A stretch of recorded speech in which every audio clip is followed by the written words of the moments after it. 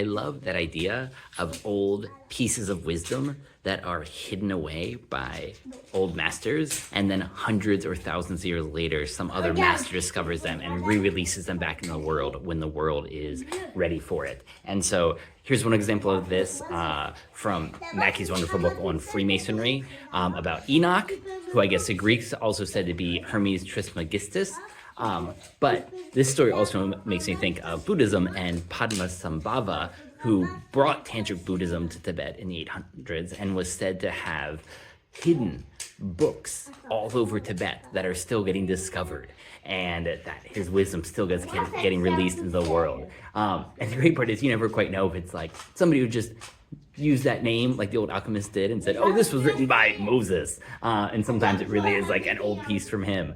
But also, it doesn't really matter. You read it, and if it feels like it's a great piece of work, then it is. And so here's an example of Enoch doing something like this. I'd never heard this story. Of Enoch, the father of Methuselah, the longest person ever lived, according to Jewish tradition, the following tradition is interesting.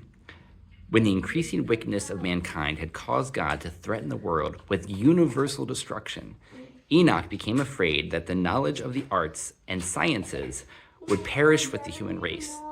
To avoid this catastrophe and to preserve the principle of the sciences for the posterity of those whom God shall be pleased to spare, he erected 2 great pillars on the top of the highest mountain, the one brass to withstand water, and the other of marble to withstand fire. For he was ignorant whether destruction would be by a general deluge of water or a conflagration of fire. On the marble pillar, he engraved a historical direction in respect to a subterranean temple which he had built by the inspiration of the Most High. And on the pillar of brass, he inscribed the principles of the liberal arts, and especially of masonry.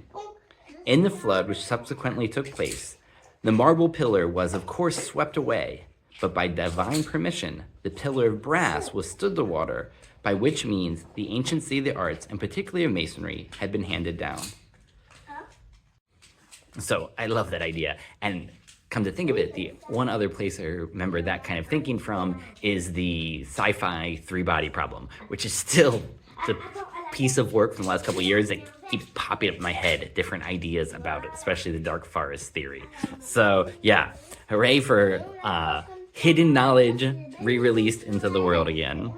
And also in a very nice postscript for future selves, the kids just asked me to keep reading from these books and doing videos because they want that sound in the background. So, and I was already thinking I wanted to say, hey kids, from Papa right now, I love you very much, and all of these videos are for you in case I'm not around. And the funny part to me is, if I am around, you'll probably never watch these. But in case I'm not, here they are, and I'm glad even now you are interested. So lots of love from Papa to future selves, to future kids.